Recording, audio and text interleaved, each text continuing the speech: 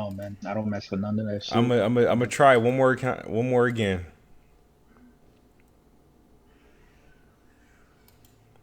I'm gonna try one more again. See what's going on. Yo, if you can hear me, let me know, bro. I think my computer was stuck on like I don't want to fuck with smooth today.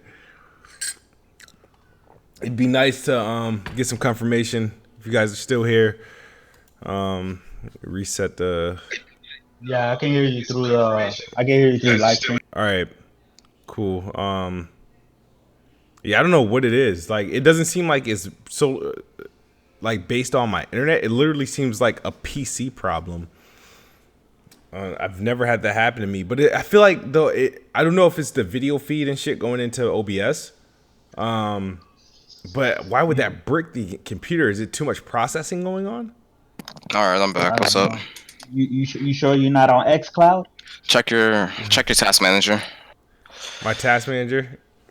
Yeah, check your task manager while you have all that stuff open and look at your percentage for memory, as well as your CPU percentage as well. Streaming mainly impacts your internet. That's the first thing, but you also have to look at Yeah. why Discord is crashing.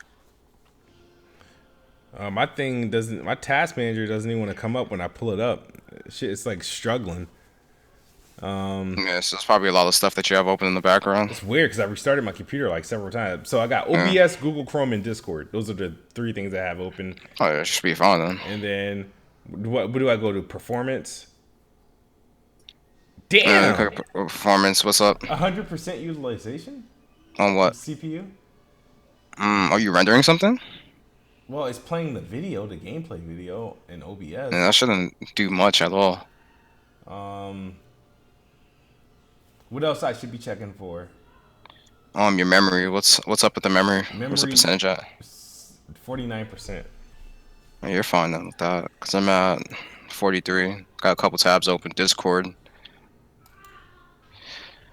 Oh, it's probably something that's like hogging up your processing your CPU. Hit processes and what's at the highest percentage right now in terms of processes running. I want to process this and it fucking brick the fucking task manager. Damn. So, damn, like that's crazy that so it's like I don't know if I'm like live or anything. It's the weirdest thing, dude. Like I gotta figure out what the I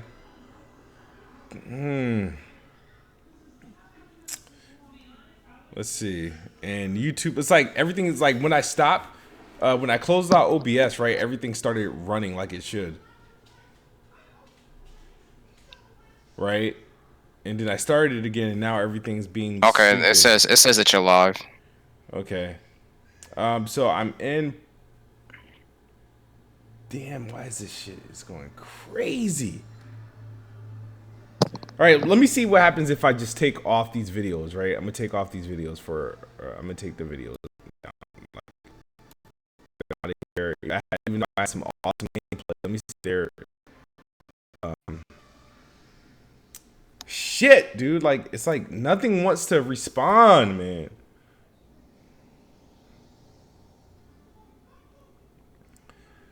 Okay, so OBS is not responding.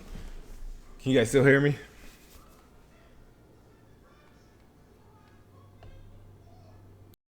Remove that. We're gonna remove.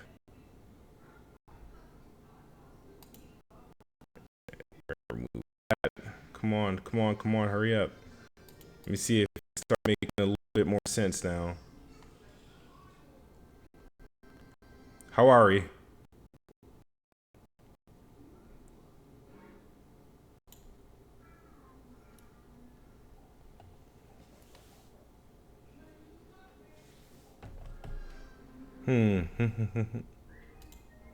Damn, this shit, it's just breaking everything.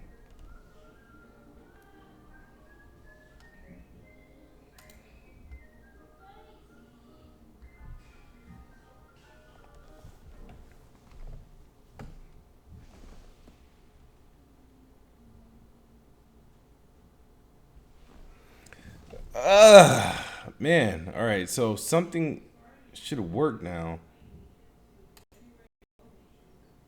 Oh, now it does it. I stopped the video from playing and I think I figured out the problem.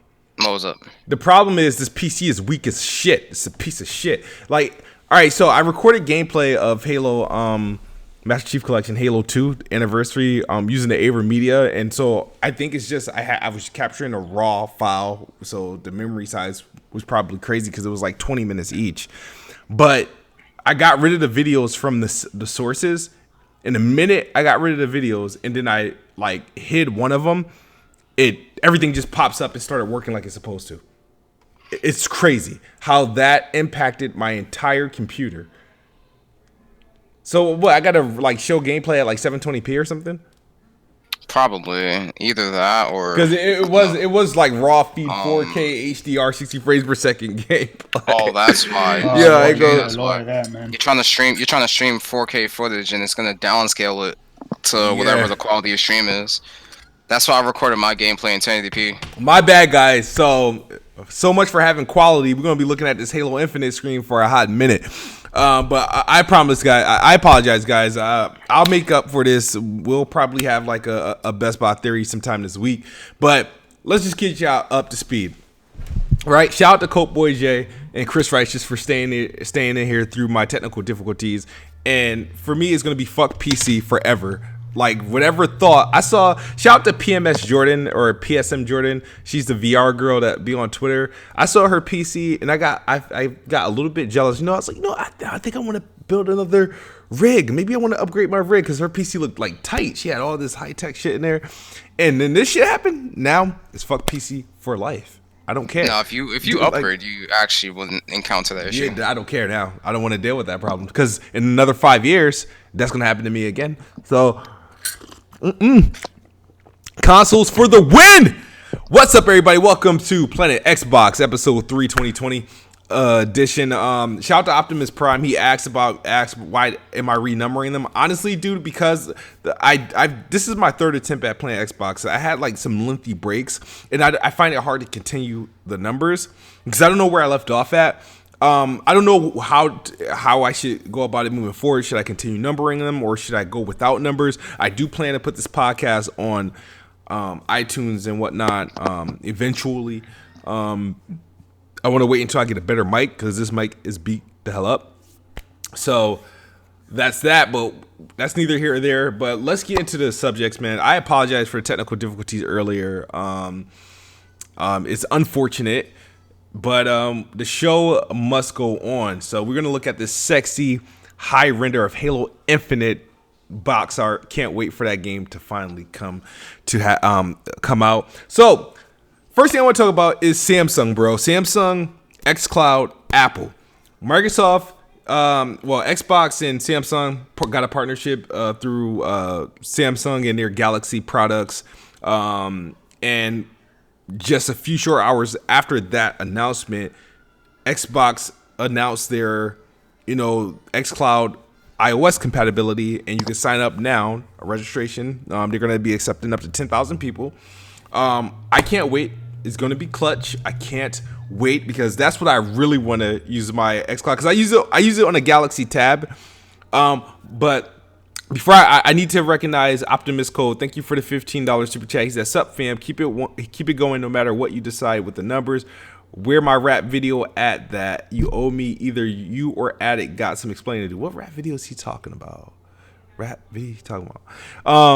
But Cope Boy J, before my computer completely shit the bed, I was asking you, what is your take? What is your thoughts on the Samsung deal with Xcloud and the iOS? What does this mean for Xbox and what does this mean for Samsung? And who's benefiting more, Xbox or Samsung? Let me know, bro. Well, I think it's a mutual thing. Honestly, Microsoft wants to expand their platform to multiple devices, and who better than Samsung, who has a huge base of customers on their devices. We all know that Samsung makes some really great phones, especially with the S10s last year and the S20s coming out this year. I'm expecting a pretty big launch for the S20s. So I think it's going to be a great partnership. I think it benefits both parties respectively, especially Xbox. Xbox just needs to get their platform and their brand out a little bit more. and having like 100K plus people watching that Samsung reveal event yesterday and seeing, hey, Xbox and Xcloud is supported on this device and you can play it on this and any other Android device is pretty good. So it's a little bit more exposure for Microsoft. Chris, you don't strike me as a XCloud guy, but what is your take on this, man? Well, since you mentioned iOS, because if we were just gonna talk about Samsung, I was gonna be like, well, I don't care because have an iPhone. But since it's on iOS, I'm actually gonna give it a shot. I'm gonna I'm sign an up iOS guy as for well. I'm gonna sign up for the beta. You don't need to be live, right? Because I do have an Xbox gamer tag, but I don't have live. You don't need Xbox Live to like move forward with it. No. Okay, cool. So yeah, I'm going to give it a shot. Just to try it out, just to see what the big deal about this whole xCloud things. And I have really really good internet as well. So yeah, I'm gonna try it out. As far as like which one it benefits more, Microsoft or Samsung. I can see how they both will benefits, like Kobo Jay was saying, but I see this benefiting Microsoft more because they're gonna get their services on a like Jay was saying on Samsung's phones, which has a lot of consumers who buy their phones every single year. It's always a battle between Samsung and Apple when it comes to like who has like the big phone market. So yeah, so I want to try it out. Hopefully, I get into the beta, but definitely try it out. I'm gonna ask you for the link for that after. Yeah, I put it in the Discord chat. Now, damn, how's everybody? People already got the iOS thing. They need to hurry up and send my invite. But here's the thing, right? I think this is for both. Like, I've been waiting for the iOS. I've had I not gotten my Samsung Galaxy Tab, I wouldn't have experienced xCloud yet. Because I was waiting on the iOS. I got an iPhone. And that's where I really want to experience it. I want that little clip that you put on the controller, and I can be truly mobile with it. It was kind of hard to like set it up. The last picture I took, the thing was sitting on a dashboard of my wife's car and whatnot. But I think when I think about stuff like this, right? About the Samsung deal, I think about how I switched to Verizon back in November. And the cell phone plan I signed up for, it came with a promotion which included a 12 months free of Disney Plus, and I think 6 months of Spotify, and a year free of Apple Music. And because I already have Apple Music, obviously they were able to like credit my account or something like that. Apply it. Like a brand new account. Yeah, so and I think about that and I'm like, oh. Walk into your Verizon store or your Sprint and so you get a Samsung Galaxy Tab, you get a year of xCloud with it. And then you get a promotion on the Xbox controller where they sell it to you with the phone. Because when you buy a new iPhone or a Samsung Galaxy, you don't just walk out with the phone. You walk out with the outer box and all these plans. And they make you put these shits on payment plans. So they'll let you walk out with a controller and a cell phone clip. And I'm like, it's a lot easier, believe it or not, to get this thing in people's hands than it is, honestly, a console. And so I'm like, yeah, their exposure is going to balloon fairly quick, in their adoption rate is going to, especially with 5G. 5G is a big thing, especially with low latency and having those high data speeds. You can be able to have a consistent streaming experience when you're on the go, whether you're on the road, on the bus, on the train, whatever it may be. Having 5G helps. Obviously, if you're on your like 30-minute break or an hour break at your job, hopefully they have good enough Wi-Fi so you can just put down your iPad or Galaxy tablet or iPhone and just play the game right there and stream it. But 5G is key to this strategy, and I think Xbox is getting into it at the right time. Yeah, and I feel like it puts the xCloud user at a surplus. I feel like the adoption rate is going to happen much quicker than that of Stadia, because one, xCloud isn't limited to a particular phone. You know what I mean? I found it weird that Stadia is Google, but it's not on every Android device. I thought that was very, very odd.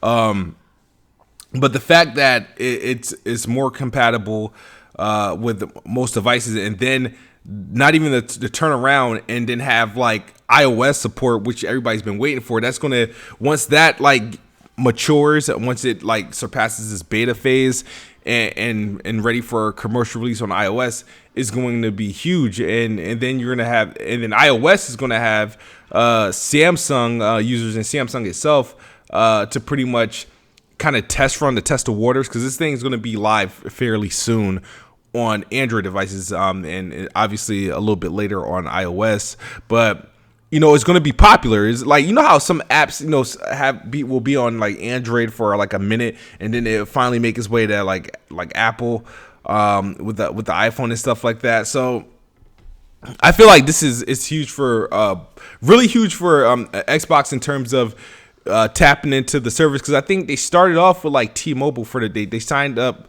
I think they partnered with T-Mobile as well prior to I think back in November or XO19, they announced a partnership with T-Mobile. Yeah, it's because T-Mobile was launching low band 5G first. Yeah, yep. And they're doing that, and obviously in other countries, how they're launching xCloud, they're going with different telephone or cellular services who are helping them, push that. So it's like I said, it's going to be, a lot of people are going to find themselves with access to xCloud just based off the stuff that they were typically going to buy, upgrade to a cell phone, tablet, whatever. And I think that's going to be huge for them. I'm curious to see how that turns out, and how that further inflates like the monthly active users, Game Pass subscribers, and whatnot. So I'm curious to see what the final version looks like, the retail, like what's going to be the cost, or is this going to be an integration or just another form of Game Pass? Like, who knows? I'm looking forward to it, but I think it's a big deal. Like I said, streaming is not like my first choice. I like the option to have it as an extension to what I already have, like an extension to my Xbox.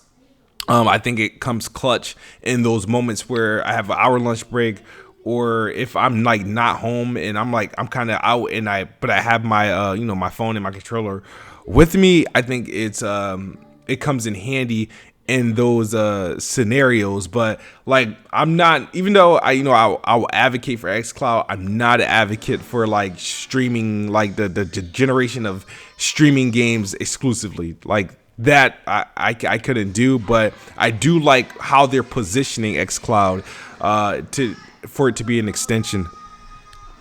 Anybody else? Okay. Yeah, I got a question. When it comes to the controller, I could use just a regular 360 controller, right? No, Or it does has to be a new Yeah, Xbox it One has to be a controller or Bluetooth PS4 controller. Yep. Yes, it has to work So off. it It has has to to be work off of Xbox Bluetooth. One. No, Xbox okay. One or PS4. Yeah, you can use a DualShock 4 on it too. Oh, all right. Yeah, I'm straight. Hold on, give me that's all I one wanted to moment. ask. Just I gotta run it right quick. If you guys could just take over the chat right quick. Hold on.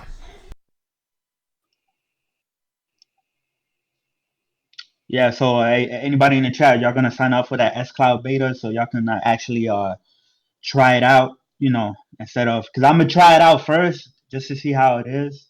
I don't want to speak on stuff about xCloud because I haven't tried it myself.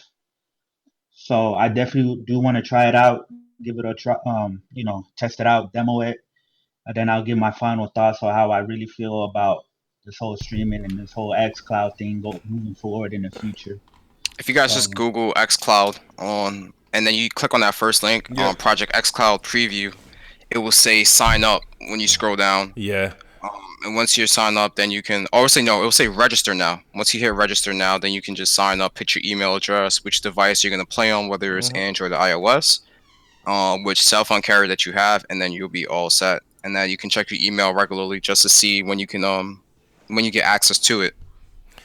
Shout out to the Ravenflow. He says the major xCloud consumers will be console owners. I don't. He got accepted an hour ago. Wow. I need to check my email. That's what I need. I need to check my email. I was trying to sign up at work, but my phone would like doing this buffer bullshit. But I signed up when I got home. Let me see if it finally came through. But no, I disagree with the Ravenflow though. I feel like during the beta phase, yes, it's console guys, but I think once it goes live, there's going to be a lot of this xCloud is going to be in a lot of casual hands, people who aren't like diehard, console users. So, like, I think for now, sure, during this beta phase, like the phase that we're doing now, yeah, majority of people using it are console users. Let me see what's going on. I need to know where my access is, because I'm getting kind of like jelly, dude. Yeah, I mainly want to play it on my iPad Pro. Like, I have the iPad Pro 11-inch. Love this iPad, Pro Motion display, everything. It's nice, and playing XCloud on that would be pretty dope, honestly. Plus, I got this new keyboard case, some Logitech on it, so having a lot of fun with this iPad. Yeah. So there was a game, right? Another Xbox Series X and PlayStation 5 game revealed. Well, it's not really an exclusive to next gen, but it's a multi-plat. But they made it apparent to highlight that it is coming to the PlayStation 5 and the Xbox Series X. And this game is called the Outriders. Outriders, yeah. People Can Fly is doing it, developing it, and our friends over at Square Enix is publishing it. What are your thoughts on this? I looked at the trailer. I mean, I think the only exciting thing to me personally is the fact that it had a PS5 logo and an Xbox Series X logo at the end of the trailer. I know that sounds very petty. So yesterday they dropped a gameplay reveal trailer on top of that regular like reveal trailer. Oh, I didn't see the gameplay reveal so trailer it was yet. Yeah, it was a mix of like No, I gotta cinematics watch and a that. little bit of gameplay, and then it looks really good. It's a multiplayer, it's a co-op like looter shooter. So It looked like they got heroes in it, right? It's like yeah, it's like different characters you can make, different abilities. Obviously, you have like your guns and stuff like that. We don't know if it's going to be first person or third person yet, but hopefully, it is a first person shooter. I will like it, but who knows? But it's a dark sci-fi looter shooter. The same guys that made Bulletstorm. That game was actually really good. I like Bulletstorm a lot. A lot of the mechanics inside that game was pretty like ahead of its time. yeah. And was implemented by a lot of different developers down the line in terms of like the hooking and kicking and things like that. So I think that game's gonna be really, really good. Hopefully the lore of the game is what pulls people in on top of the gameplay. So I think Out of the Worlds is a really good reveal and a really good showing for them, and hopefully we can see some more gameplay at E3 if they attend E3. Speaking of E3, we got another dropout. I mean, Jeff Keighley won't be hosting his that happened today too. Go ahead, Chris. Chris. My bad. I'm going ahead. Okay, so is the trailer that you were talking about that show gameplay was that like the 2-minute long trailer? Yeah, it's if you YouTube Outriders gameplay reveal, then you actually see like the mix between cinematics and gameplay. Okay, because I think that's the one I watched yesterday, and that's just like I said before, man, was like Project Morrow. If it's a new IP and if I don't see a lot of gameplay to it, I did check out the trailer. I mean, it looks like a typical shooter or whatnot. But I don't see a lot of gameplay to it. It's very hard for me to get excited for it. So hopefully they show more soon. And of course they said it was going to be some type of looter, which I don't know how I feel about that. Yeah, that's 2 games available for PlayStation 5 at launch that's going to be looting. Yeah, because there's just like an abundance of looters right now. And plus the Division 2 yesterday, they just announced a big expansion that's dude. coming. We actually just bought that. So yeah, man, I'm keeping the same energy. New IP, barely any gameplay. Not excited right now, but it could be phenomenal. It could be amazing. So that's how I feel. Yeah, I mean, I'm like, People Can Fly aren't my most favorite developers. I mean, the games I'm familiar with that they've done were obviously Gears Judgment and Bulletstorm. And Gears Judgment was my least favorite of this in the series, and Bulletstorm I couldn't like kind of really find interest in it, but not to like shade it, but so I'm just curious. I guess what excited me is that publishers are coming forward in revealing with commercial reveals of games coming to PS5 and Xbox Series X. And I'm hoping to see more, and I'm hoping that this is a sign for more, because it was getting kind of dry. I know PlayStation teased something, but I don't know what they're gonna. I think on Valentine's Day they're supposed Yeah, to you be saw having. that ad. Yeah, The ad. Yeah, they're getting back to their old weird advertisement commercials. yeah. Didn't they do have a same saying for the PS4 Pro though? Oh, I think that what was it was like, what was it? Feel the Is it feel the power? Yeah, Oh yeah, it feel the was power. Feel the Yeah. Power. Yeah, and there was a bunch of PS4 all hooked up to like a bunch of hearts. Um, so I don't know if that has anything because they had the PS4 logo at the end. So I don't know if that has anything to do with the PS5, or any like thing like they're putting a bunch of PS4s together to, you know, to to create a PS5 or anything like that. So, but yeah, apparently it's something going on Valentine's Day. So who knows? It's not going to be the reveal, but very interesting to see what they do. I'm looking forward to it. Isn't that the same day as like Nintendo's Direct or something like that?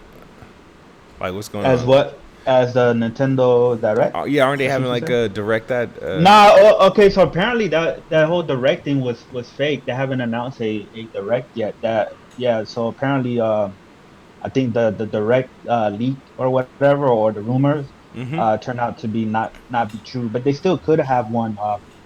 This February. You know how Nintendo does. They'll announce it like the night before they do it. So Yep, the Gotcha. last second. And what else? But and what else did we have? So Phil Spencer did like an interview with Gamer Tag Radio. I almost pulled an all nighter for this one, but it wasn't too long of an interview. It was like 33 minutes. He covered, they asked him about VR. They asked him about Japanese support. They asked him about supporting Xbox One, like how the whole fiasco of Xbox Series X, like no games, all this other shit. So just I listened to it a couple of times, and I just kind of wanted to see what you guys got from it. Like, what was your thoughts? To me, there was nothing really breaking news. There was nothing really brand new that I learned from the interview. It was just more so like more information and more of an update to things that he might have said in the past. But Chris, let's start with you, man. What was your take? I don't know if you got to listen to it or read highlights from the interview. What was your take on that? no, I didn't watch the interviews, and I was meaning to watch it, but I just didn't have time. So, can you run that again? So you were talking about the Japanese. I can expound upon a lot of it Yeah, he yeah. Yeah, said. go Go ahead, go ahead. ahead, Yeah, Cope. Go go, ahead, Cope. go, Jay So first, like and I'll just do my. they started talking about the 2016 showcase that Paris attended, in which Phil Spencer gave a speech, and he mentioned how at the end of the speech he said no one gets left behind, and this was back at 2016. So Paris is pretty much he was he pointed out the fact that Phil Spencer was very consistent about the whole "no gamer left behind" comment that he made back in 2016 until now, and how everything is panning out ever since he did Xbox Play Anywhere with PC, and then releasing Game Pass, and then the same mentality that he has coming into Xbox Series X. He also talked about putting the players at the center, not the hardware at the center, and that yes, Series X is very important, but he also wants to make sure that the transition to Series X is very smooth. So making Xbox available on multiple devices, keeping support for first-party titles on Xbox One as well as Xbox Series X until people can transition. But he also emphasizes how hardware is important to push graphical performance, software improvements as well. So he actually talked about how he has his own Series X in his living room and how he plays on that all the time. So he's testing out different things like the UI, see how the UI is, how smooth it is, and how titles, such as older titles, backwards compatibility titles, can run on the new system as well, and what kind of improvements they can make to it. Um, and then he talked about third-party support for Xbox Series X. So even though he is having some titles that are supported for Xbox One and Series X, he's not going to dictate to developers saying, "Hey, you have to make them on both consoles." If a developer wants to make it only for Series X, they can. So they have the ability to do that and make it exclusive for next gen and utilize the power of the hardware. So it was a lot of different things he talked about it in that podcast and that interview. Talked a little bit about Game Pass as well, the benefits of Game Pass and how well Game Pass is doing so.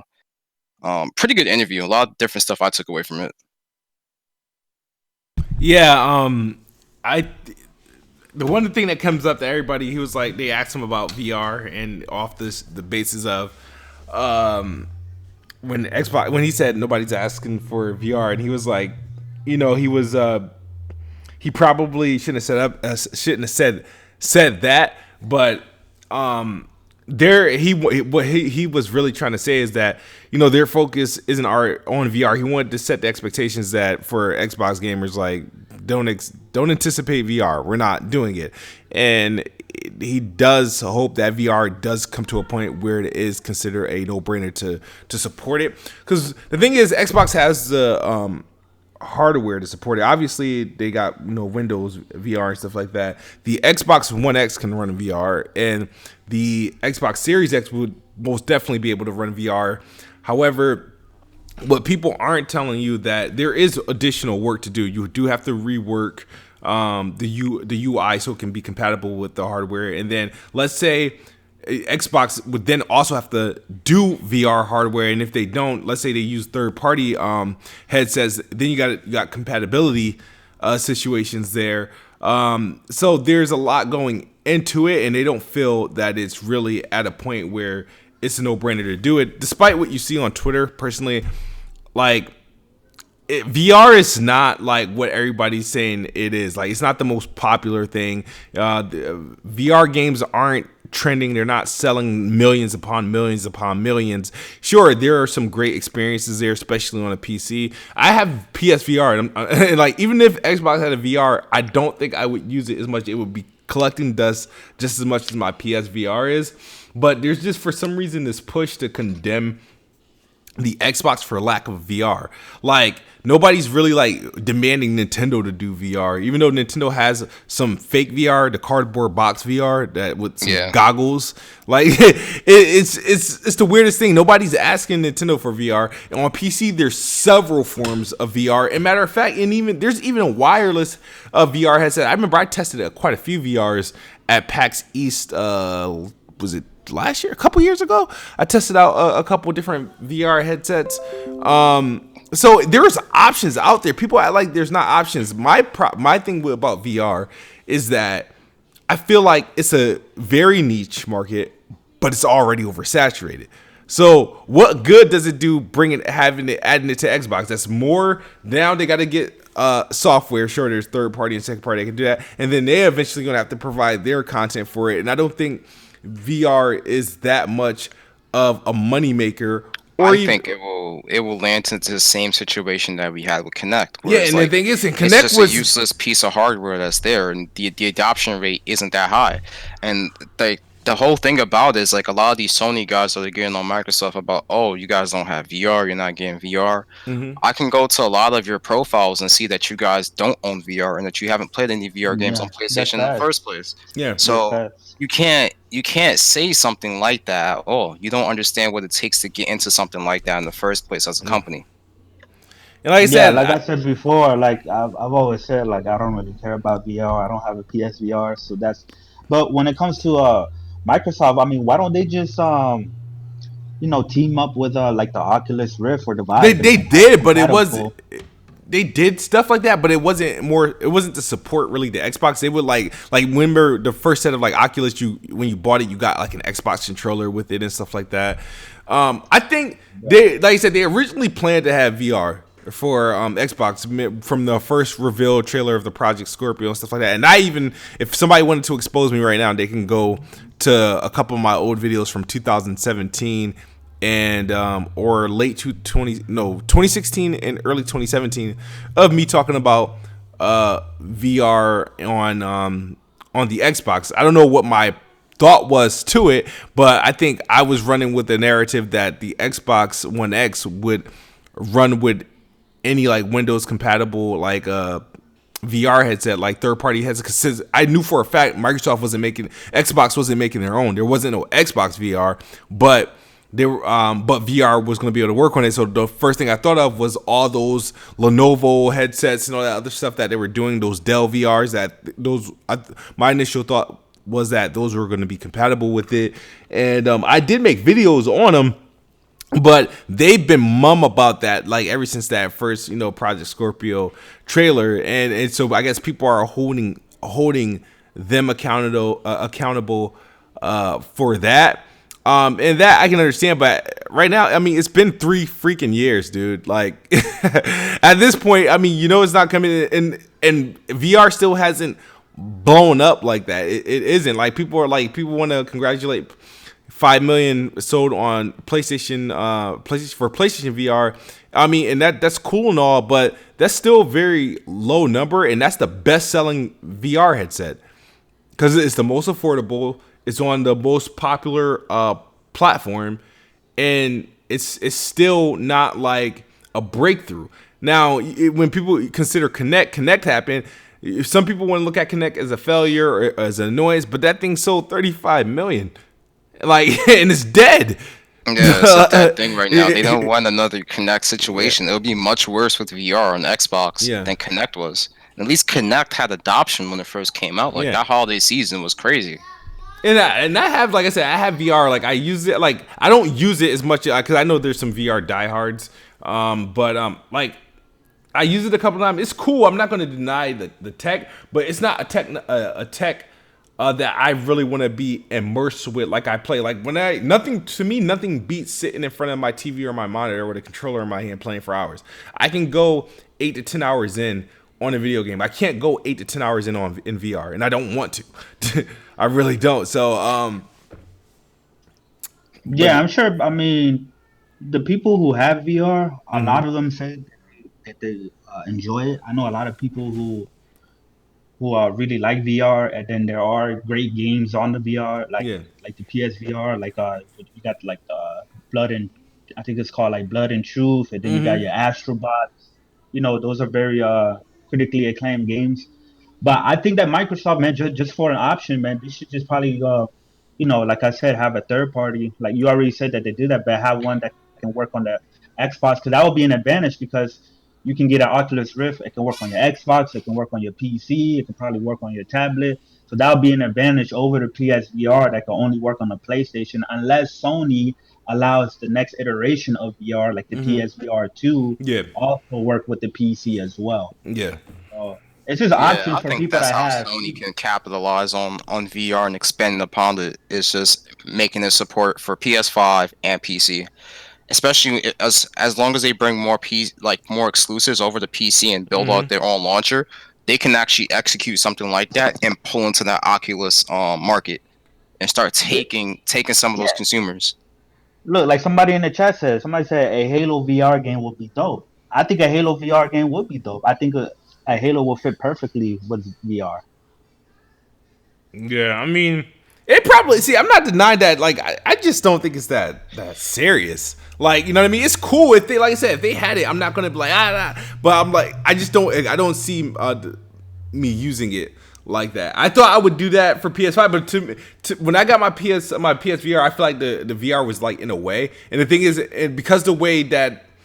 And the unfortunate thing is my PSVR, I don't have the one that has like the HDR pass through. So I don't like having it connected, because if I'm not playing a VR game, I don't want it connected, because I don't want that. I don't want any of my games or anything like that to be diluted if I have to have an interference between my PlayStation and my my monitor, or my TV. So like I would like to upgrade it to the HDR pass through, but right now it's there. Like when I want to play, I can hook it up. It's a hassle because I do have to plug in wires and make sure everything is connected right. I don't know if for anybody who has a PSVR, there's a lot going in there. Like to the point, I didn't even take the stickered numbers of which cord goes where off of it, which is odd for me because when it comes to like consoles and stuff, I know what goes where. But for VR, like I kept the stickers on there just so I know what goes where. I still got my obviously the PlayStation camera because you need it. for the VR. The only thing I don't have with PSVR is the whatchamacallits, the PS3 wand controllers. Oh, the PlayStation Move. Yeah, I don't have the move things. controllers. I was because the games I've been getting for VR, I just made sure that they were like controller compatible. I don't know. I guess I'm not really a VR gamer. The other thing, Yeah, I have no interest in playing on VR. I mean, I'll try it out. Yeah. But the only way that I'll be interested in it if is when the tech gets down to like where you're just like wearing like sunglasses. You know what I mean? Where it's like real small and you just put it on like goggles. Yeah. well, I ain't And gonna lie, the you know PSVR that, is comfortable. It's a comfortable headset. I right? do like it. Like the But it still gotta work. Listen, man, if it's not like Sword Art Online, I don't want it. Like, I need to be like Mhm. going into a whole new world type thing, man. Like, I fall asleep, I'm in a brand Like new world type what's VR, that man. game? What's that anime based on? Like they go into VR and then they go in action. Dot hack, like dot hmm hack infection. Like, I need that kind of VR. All this other VR, man, I don't want it. Yeah. I don't It'll be know a cool how I option feel for about VR Xbox because though. I feel like isn't this like I feel like VR had a couple tries because VR has been around for a while. Yeah, it's been around for many You know what I years. mean? But it's just like it never cracked that code. You know what I mean? And obviously it's more accepted now. It hasn't peaked yet. It hasn't reached its apex. Like I said, it's cool. Yeah, it's just I an extended. It's just an extended peripheral that's yeah not really needed. So that's yeah. why it's always going to be a small market for it. The other thing they went over in that interview on the Gamer Tag Radio is Phil Spencer. They asked Phil Spencer about Japanese, like Japan support, and could they see themselves like, will there be a time where Xbox, has like an internal studio out of Japan? Phil Spencer found a way to not quite answer that question, but he said he says he thinks so. But what people don't understand, when Phil Spencer is flying out to Japan, and I kind of got the hint kind of a while ago, it's not really to acquire a studio. Now, if they can, that's Yeah. great. But you got to think Hmm. about where Xbox sits when it comes to Japanese games. There's games that completely miss the platform for no reason. Publishers, Japanese publishers won't put it on there because they don't sell any consoles in Japan. So that's important because obviously, if you're in Japan, you make games in Japan. If Xbox doesn't really exist in Japan, you really don't have a need to put the game on it. So I can understand it from a domestic point of view. So the problem was there's games like Xbox, like the Yakuzas and all this other stuff. All those games that just came out that pretty much they were on PlayStation, they were on PC, but just on Xbox. They weren't on Xbox, and it had no reason. There was no marketing deal. There was no exclusivity deal. It just it just wasn't there. And that happened obviously during the Xbox life cycle. 360 they did a better job because they were throwing money out there. They sold better in Japan during the 360 life cycle, and then the Xbox One it kind of faltered again.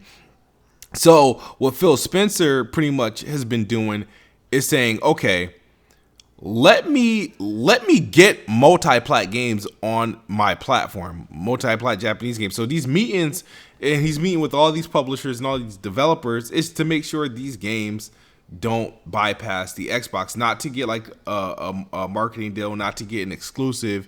It's just more so to get the game on this platform to begin with. See, Nintendo and PlayStation, they don't have to go to Japan and beg for games. You know what I mean? Yeah, they're there by default. They're there by default. Phil Spencer literally has to go to Japan and ask these publishers and developers, can they put their multi-plat games on the Xbox, which is kind of sad, honestly. So that's what he's out there doing, and that's why every year you see an increase of Japanese presence on their E3 stage. The game reveals, Sekiro was revealed there on Xbox. Like they're signing, they're talking to Bandai a lot, Konami and all that stuff. So getting their finally getting the games there. So that's why you're seeing these increased presence of like Japanese games, like all these Dragon Ball Z games and One Piece and all this stuff coming to Xbox platforms day and date. And you see them coming to Game Pass as well. And you see them coming to Game Pass. So now you got all those Kingdom Hearts that didn't come to Xbox for no apparent reason are finally coming. All those Final Fantasy games are coming. The Yakuza games are coming. And then the Phantasy Star, that was more so a surprise because they got somewhat of an exclusive out of it, like a timed exclusive for out of the Phantasy Star 2 online. Yeah, for the English version. For the because English the Japanese version is on the PS4 in Japan. But yeah, for the English version, yeah, it's timed exclusive. Yeah, so they managed, and that was it was a good get. So the thing is that I think Phil Spencer was trying to get that message across. It was like, hey, before they can get first party Japanese games, we got to make sure we're getting games on a console to begin with. He also admitted, there's still going to be Japanese games that's going to be announced that missed the platform, and he revealed that he cringes every time that happens. But do I see them announcing a Japanese acquisition this year? Personally, probably not. If they do, great. But I do see more multi-plat games that probably wouldn't appear on the Xbox be announced for the Xbox and come out this year and appear in Game Pass. I don't know what about you guys think? Yeah, honestly that's what he goes over there for. He goes over there not to look for studios to acquire. I believe he goes over there like everything you just said to acquire, third party marketing rights for because Xbox and Bandai Namco, they have a pretty good relationship because like all the Dragon Ball Z games are always marketed on the Xbox, and yeah, so it's mainly just to acquire, marketing rights for these Japanese titles to get some of the Japanese titles to be ported over to the Xbox, so then that the people who are on Xbox who likes those type of games, can have those type of games to play on. But yeah, but like what you were saying earlier, like the reason why like a lot of these Japanese developers are very they see Xbox as an afterthought is because Japanese games don't really sell that very well on Xbox. Like people mainly play Japanese games on the PS4 and the Switch. So if you're into those games, you're more than likely you're gonna have a PS4 and a Switch anyways for that. But there's definitely should be more Japanese games, for people who want it on the Xbox. But honestly, I couldn't see Phil Spencer acquiring a studio out there because I don't think any Japanese studios will want to be acquired by Microsoft right now. You just got a super chat from Ravenflow. Yeah, the Ravenflow says going to Japan isn't new for Phil. Xbox best E3 ever was last gen when Xbox got Japanese games from Sony and made them multi-plat. Any thoughts on that? Shout out to Ravenflow. Yeah, I think their best gen when it comes to Japanese support was with the 360. Absolutely, because they had Japanese JRPG exclusives. You know what I mean? A lot of these games, they weren't skipping the Xbox like there are this generation. There's Japanese games that are skipping the Xbox. So yeah, as far as like the best gen, well, yeah, I mean, the 360 was the best gen overall for Xbox. Either way you look at it. So. I mean, you're starting to see some more of these Japanese titles come over the Game Pass. You're starting to see a lot of them get released. I think that trend will follow into Series X as they start to get more and more support. In terms of an acquisition, I don't know if it's going to happen anytime soon. It all depends on how well Series X does overseas, and I think that they're trying to do a concerted effort to make sure that the console does okay over there. I don't think they're trying to do like great because Nintendo and Sony is always going to have that audience over there in Japan. So we'll just have to wait and see.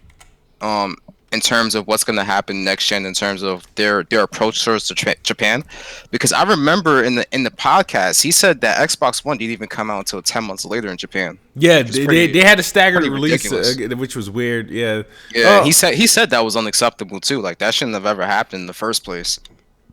So that's a bit weird. Like, why would you take 10 months to give Sony a head start on you to establish a player base out there? It came out in September of 2014. I remember because I remember people making fun. I was in a Facebook group.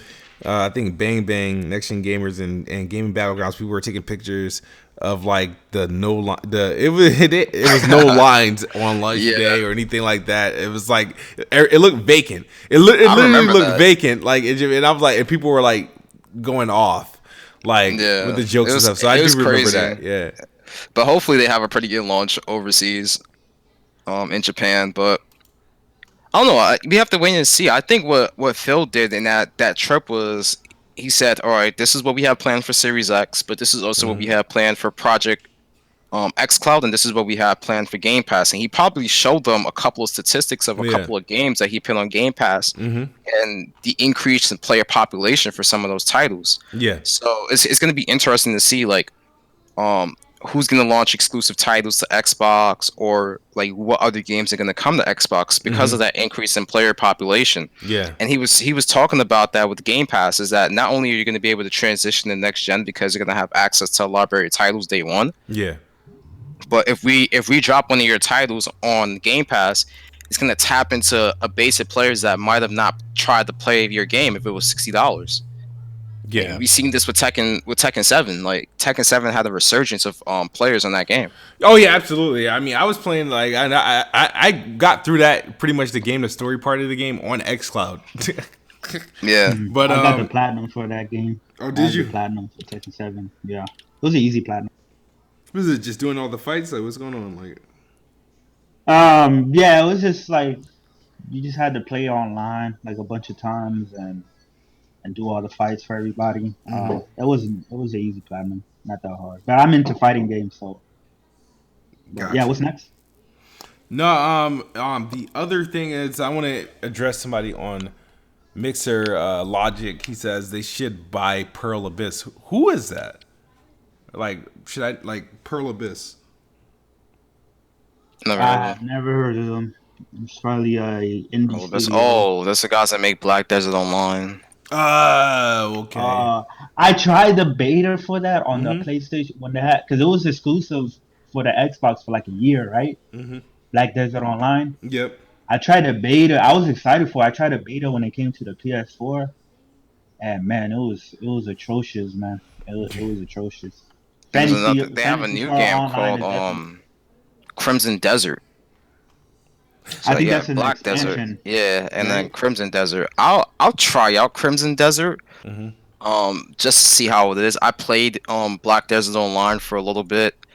It was okay to start with, but it just didn't hook me the way I thought it was gonna hook me. But the Yeah, I game just did look good because I remember when Xbox yeah, it showed looks that game good. off when they revealed One X. So it looks amazing, but it just doesn't hold me. Yeah. Well, when I was on the beta, I was having a whole bunch of frame rate issues, a Mhm. bunch of technical issues.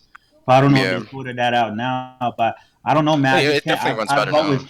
I've always tried to get into MMOs. Like I've been looking for like MMOs to get into.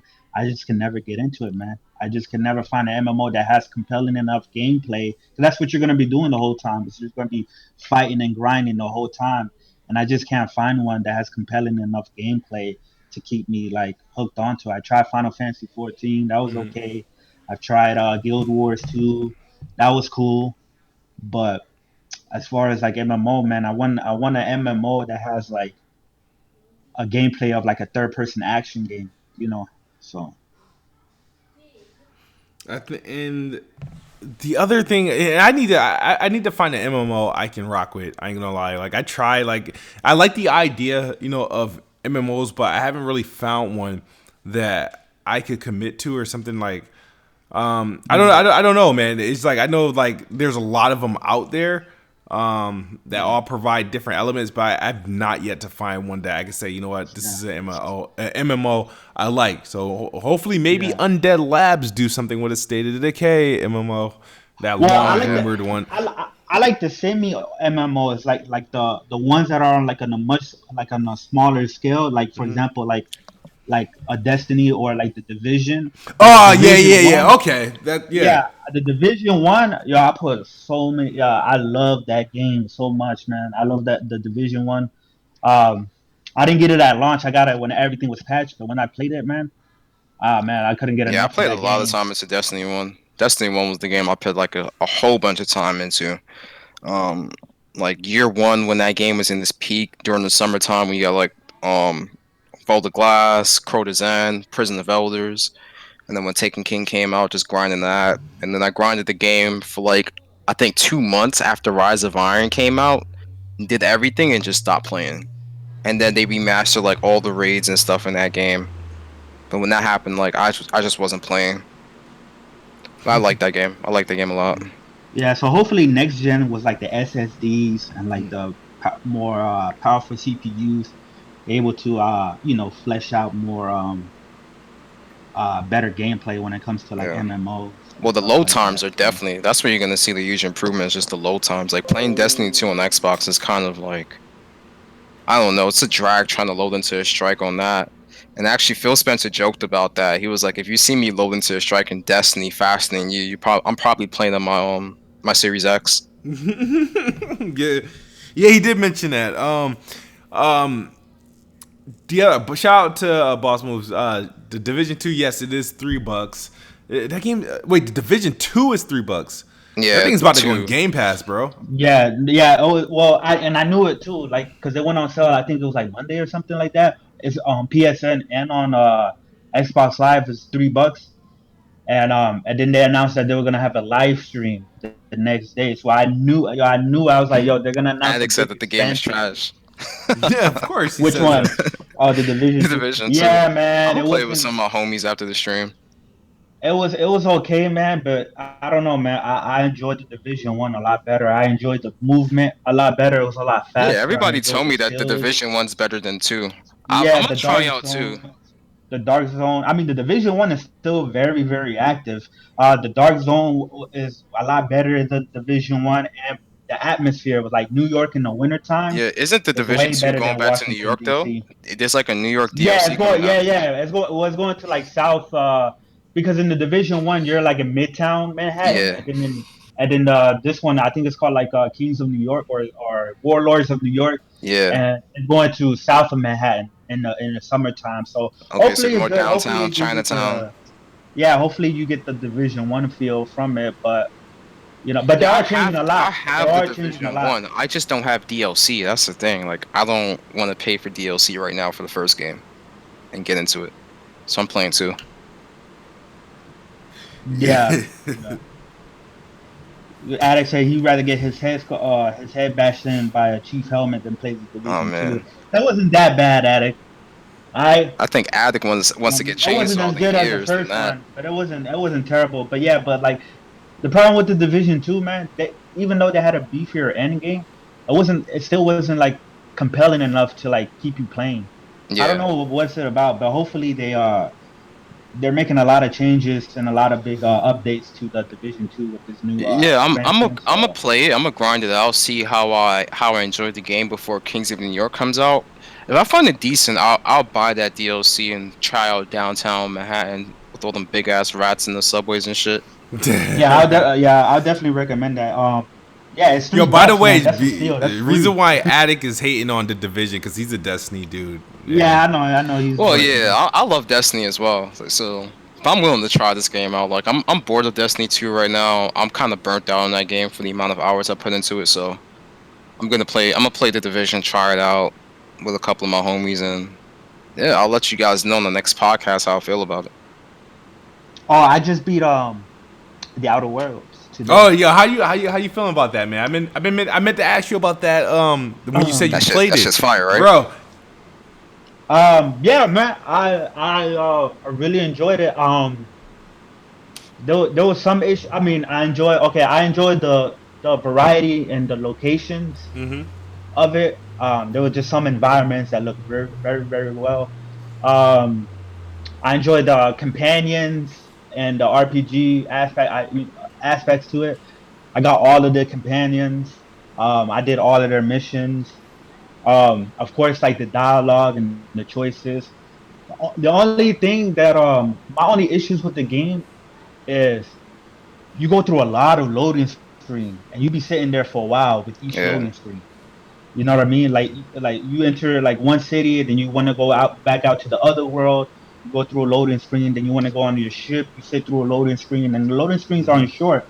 Matter of fact, when I was playing this game, I was like, "Damn, I can't wait for next generation with the SSD, man, because the Yeah. loading screens I mean, you can hop on PC, bro, with the terrible, SSD. right?" We got you covered on I, PC. and then and also another thing is the map as far as like the universe map, where you see all the planets. it kind of lied to us because there was like 3 or 4 planets that you can't explore, and I was thinking you were gonna be able to explore all the planets, but there was like the I think it was like the Jupiter, and when you like read them, it says uninhabitable, so you knew you weren't gonna explore it. But other than that, man, everything else, yeah, I really enjoyed it, man. I think it was a great game. I think it was way better than Fallout 4. I think this is the game that this generation was missing, like the whole Bethesda style Yeah, RPG game.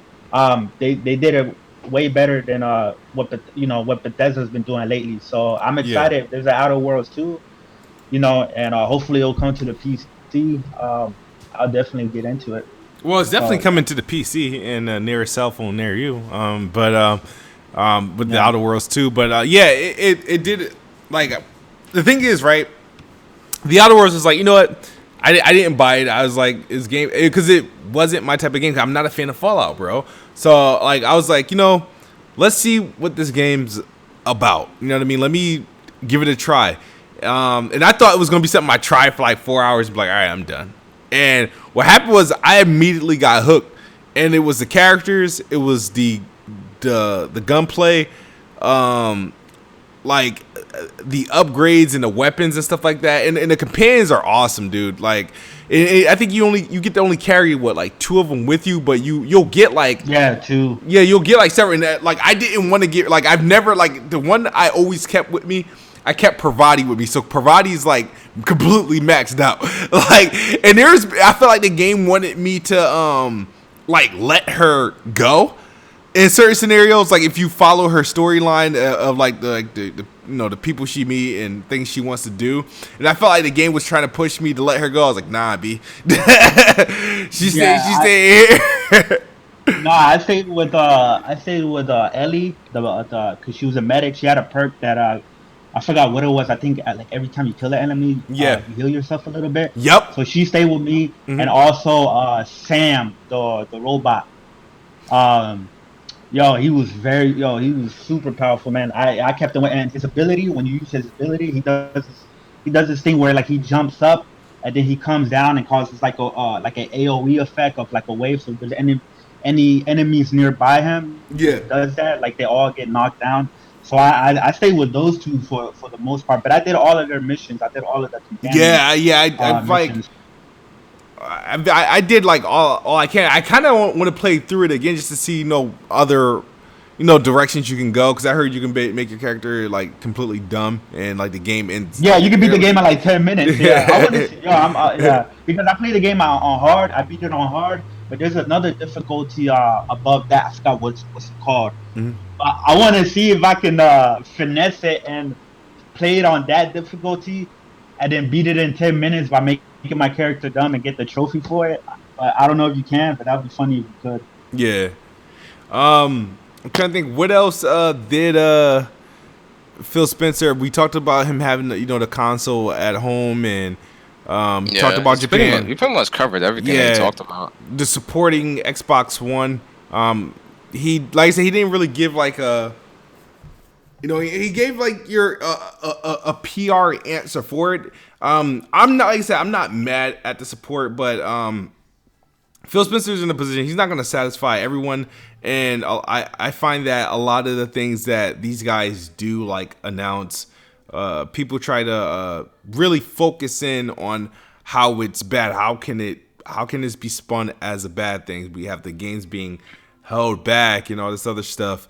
I know this is called Planet Xbox, but there was a couple things. One thing I think PlayStation related, they showed like it was like a leaked picture of like the icon for each consoles. I think it was like PlayStation Japan, and they showed the PlayStation 5 icon looking a lot like the dev kit, the V.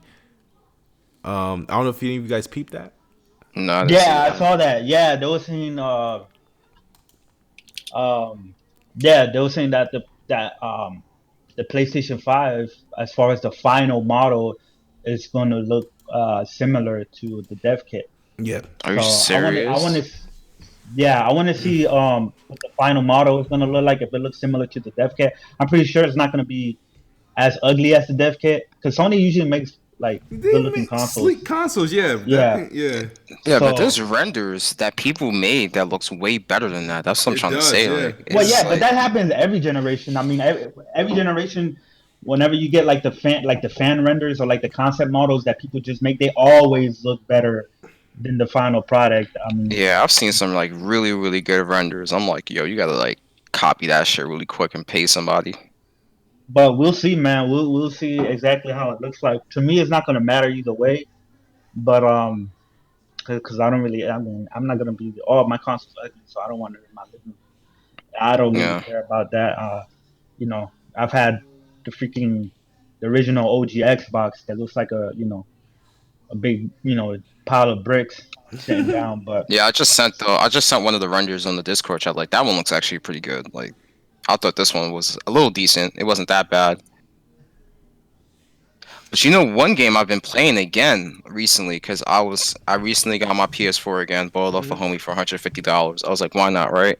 His sister never used it, and I downloaded the Uncharted collection and Uncharted oh, 2. and Oh the my god, Xbox, like Uncharted 2 is one of the most like amazing games I've ever played. mm, Like yeah, it's fun from start to finish. Right now I'm like midway through the game. I'm still in Nepal right now when you're in one of those temples and you're trying to discover yeah, Shambhala pretty early in the game. So I'm still in the first half of the game, but that game is hmm amazing. Like, and I yeah, remember playing the game, but like going through the game again and experience like the gameplay and how it held up, and then playing the game in 60 yeah, FPS versus like 30 FPS. I don't hmm know. That's one of my favorite games of all time, honestly. And I love three. Three was great, but two just from start to finish, two was amazing. And I just recently picked up four, so I'm just gonna go through all the Uncharted games again. Um, Four was great. I just feel like it drug. It took like it took forever. yeah, Like it's slow. But it does picks up midway point. But I do like it. It's one of my favorites, and I like Lost Legacy a lot too. yeah, I gotta So pick up Lost Legacy as well. But two by far like is my favorite. Like the way that the story is constructed, and like how in the beginning you're actually in the middle of the game and you're having those flashbacks, and then you work your way up until the part of the story when you're in Tibet and you're trying to find Shambhala. Like the game is just epic, and like the amount of shit that happened in the game, like when you're in Nepal and that chopper just comes out of nowhere and you're like hopping from building to building to get away from the chopper. Like the action sequences and the way that the game was edited and everything, I love it. Like it can legit be a movie. Like you can make a movie like a two-part film just on Uncharted 2. it doesn't need There's to so be a much movie. It's content. already. See, I don't think a game like Uncharted. I don't agree with like games like Uncharted and The Last of Us and other games, Yeah. or like a Rockstar game like Red Dead becoming movies, because to me it's like they're already telling you like a cinematic story. Yeah, it's yeah, very Doesn't yeah, cinematic in the yeah, way that is executed. Like yeah. that's the biggest thing that like struck me is that Uncharted And 2 and remember, pretty much and all like, Uncharted games, the way and, it's executed, it's like and very cinematic like. games aren't constrained to like 90 to a 2 hour yeah, to minute 2 hours. runtime. Like you know what I Yeah. mean. You are meant to games have to literally be series. Like, but yeah, I like the gaming medium. I'm not one of those that think games all should convert into movies. I don't like, for example, I really don't care to see a Halo or a Gears of War movie. But Well, Halo, I don't want a Halo film. I just want like you can do like a Halo like short little anime. like Like my remember that? favorite Halo, like, because have you seen what's it called? It was is it It was like the collection of different Halo stories into one film, right? yeah, dude, I don't Yeah, I know. remember that. It was him as a Halo kid though. Legends. It was no, it was Chief as a kid. Is it Forward Until Dawn, or was it it was Forward Until Dawn, right? Or it was Chief as a kid and him growing like I don't remember that one, but I do remember Halo it Legends, where it came was like out. a collection of different stories in the Halo universe. Like you had the Arbiter, Yeah. and you had a couple of different Spartans in there that was really interesting. Like I like that one a lot. Like Halo Legends was a good movie. All right. Sammy Prescott Jr. says, "What about Jeff not going to E3?" I mentioned it. It does what this does is add to the narrative that E3 is dying. But it appears that something's wrong with E3. Like there's obviously some issues because the way that they're gonna. But his announcement didn't seem like hit. I feel like his announcement had like he had like there's a reason why he's doing it. Like it's like this is not something like I'm bored or something like I'm just not effing with E3. He said it in the nicest way, but it's like he's not messing with E3. You talking about Maybe Jeff Keighley? yeah. That's Okay, the yeah. vibe You know I what he got said, from right? it. What he said? No, I didn't get He outside of his statement. I didn't see anything else outside of his statement. Oh, okay, so he went on Twitter and he pretty much said, if anybody got questions, ask me. Yeah. And let me see if I can. It's probably gonna take me a little bit to find the direct quote. Mhm. But somebody asked him like, "Yo, why you not going to E3?" And pretty much what he said, and I'm paraphrasing, he's saying, he doesn't want to get too far into it, but knowing what he knows, he just can't attend.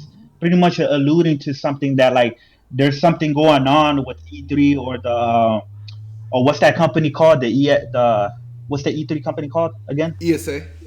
Yeah, the ESA. Something's going on with them that he's not down with, and that's why he's just pulling out. Oh yeah, I see the tweet. It says a ton of factors. I just don't feel comfortable participating given what I know about the show as of today. Yeah, Wow. yeah, yep.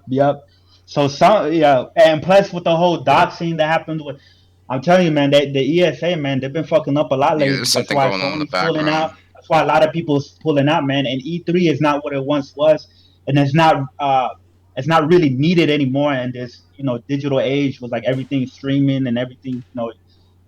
You can watch anything anywhere. So I don't know what's going on over there, but yeah, he pulled out because there's something going on that he's just not down with. So Yeah, that's what it sounds like. For real, I ain't gonna lie. So like I said, I'm likely not going, but I'm looking forward to watching it, and I'm only going to be watching for one reason, and I'm just looking forward to see what these guys do. Jeff Keighley has already a platform that has grown tremendously with the Game Awards, and he's going to be invited to do things like maybe PlayStation like reveals event. PS5 Yeah, reveal, yeah. of course. Like stuff like that. Xbox, they still support E3, and their way of supporting E3 is more so just they're there, but they're not there. Because they have Xbox Plaza, they have the Microsoft Theater, and that's what they are taking advantage of. It's just still a good time to get the content out. It's like a midpoint. A lot of stuff you're going to be showing is going to be launching a few months away from E3 and stuff like that. So I think you'll get a lot more polished stuff there to show. In terms of timing, I'm looking forward to see what PlayStation does as a counter. Yeah, PlayStation Ravenflow. I don't think that your comment is necessarily pretty accurate, honestly. What do you say? Any one of these companies can host their own event, and they're gonna have hundreds of thousands of people watching the live stream of their event. Like we've seen this in Millions, 2013. Like they revealed the consoles ahead of time, ahead of E3, and they had tons of viewers. So Xbox doesn't necessarily need E3. I think they're just doing it more for tradition than anything else. I don't think any of them. That's what I was saying with the whole when like Sony pulled out E3 and everybody was making a big deal. Because some people were saying, well, no, they need to be at E3 because that's where the most eyes are gonna be, and but the thing is, like we already know how big Sony is. As soon as they announce Yeah, the reveal event, right, and say they just have a live stream. as long as there's enough time, like say they announced it like 3 weeks before or 2 weeks before, as long as there enough time, as soon as they have that reveal event, there's gonna be just as many people watching them as if they were at E3. They're gonna get the same amount of eyes, so it doesn't matter. Yeah. I mean, we just seen this with Samsung yesterday. Like they Yeah. don't have Hey, to hold on, go. guys. They I'll don't be have right to go back. to CES to I'll be right announce back. like All right. a brand new cell phones or anything like that. Like they just host their own event. You have your own Samsung Unpacked event, reveal the phones, generates hype. That's it. Like not everybody needs E3, understandable, but Xbox is doing it more for tradition than anything else, and that's their decision if they want to go. Honestly. A lot of Yeah, people are pulling out. There's a lot of shady stuff that we don't know about yeah. behind the scenes besides the doxing thing. I guarantee a lot of that will come out in due time. So we just have to wait and see. Yeah, I'm not want to believe that anybody needs E3. Because we've seen both Sony and Xbox and obviously Nintendo and all these guys generate buzz on different platforms, whether it be their own platform and stuff like that, about products that they got going, announcements that they got going that aren't associated with E3. So I'm not undermines that anyone needs E3. I feel like it's a nice a thing to do because it felt like because E3 at some point, nobody wants to let go of what E3 was uh, to gamers, being like this that Super Bowl, that moment, that time of year that you just look forward to, and you just got like just megatons after megatons after megatons, to the point where it's kind of going away. And I feel like the industry itself is in a collective movement to move away from the ESA, and I think that's what's killing it because the industry is moving away. You got big names. You got obviously Sony, PlayStation, and Jeff Keighley, and then obviously EA already left. I know, I think Bethesda has been rocking with E3 for quite a while. Yeah, Microsoft they're has been still. present there, but I feel like the industry is collectively moving away from ESA and E3, and that's what's going to kill it. And I Yes. think there needs to be there needs to be another option or options that we can look forward to each year that we can mark on our calendars. You know what I mean? That's what E3 did, and obviously for the next coming years, it doesn't look like it's going to be what it used to be. Yeah.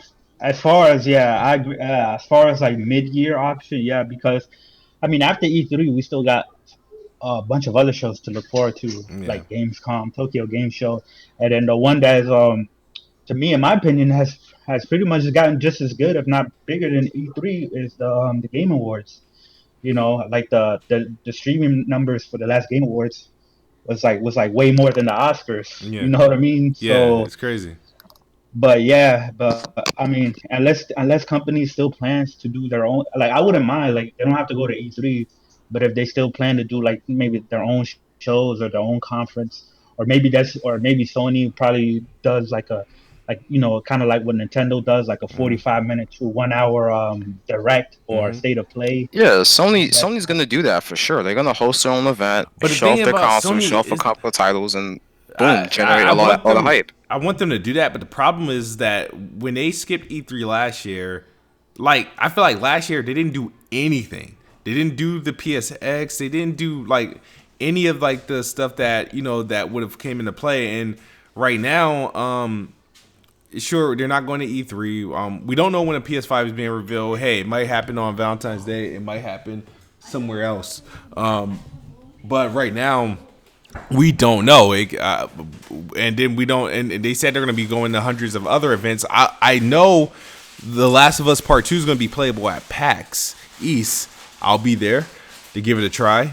So that's I mean that's a good sign because I haven't really known PlayStation to be like heavy at PAX. Well, no, there was at PAX last year. I think with Detroit. I'm trying to think. Yeah, was it PAX? Yeah. And I think whatchamacallit, what's that game? Days Gone. That might have been there as well. But yeah, I'm looking forward but to see The Last of Us there, I think that's like a big game because usually there's like select games at like PAX. It's usually not like your megatons that are there. So that should be interesting. Yeah, usually like a lot of smaller titles, right? Yeah, yeah, yeah. But yeah, I mean, I think that's it for tonight. We had a good show. I appreciate you guys sticking with me through the early technical difficulties. It was a struggle, but I appreciate you guys for sticking with it. And we will be back next week, earlier time. We kind of ran kind of late, and expect some content, whether a video or a Best Buy theory from me. I think we're gonna get something over the next couple of days that's gonna be worthwhile to talk about. So just gotta keep our ears to the net and see what happens. But if you guys got anything to say, I'm kind of pretty much set until the next video. Yeah. Thanks for everybody for watching. Thanks for the chat. For tuning in. Shout out to Coke Boy J, Kid Smooth. Thanks for having me on. Shout out to the other panel members that couldn't make it. Death Grips and Nick Banks. Hope you guys come back here next week. And yeah, man. Yeah, I mean it was slow gaming news this week. It's probably gonna be slow next week unless something big happens. But other than that, man, everybody keep the gaming, and let's get it. Everybody have a good night. Good gaming, and we'll be here next week. A lot more content. Nick Banks and Death Grip should be here next week, so you're gonna have a lot more opinions next week. Next week as well on a lot of different things. Um, and yeah, if you guys want to see us play anything together, let us know. Give us some suggestions in the comment section in terms of games that you guys want to see us play. Besides us having playing the Xbox, because there's definitely a lot more content we can put out there for you guys. So, other than that, peace. As always, thank you guys. Xbox is the best box, and I am the best bot. Good night or good morning if you're on the other side of the globe. And I still didn't get my iOS Xcloud beta invite yet. You guys have a wonderful night.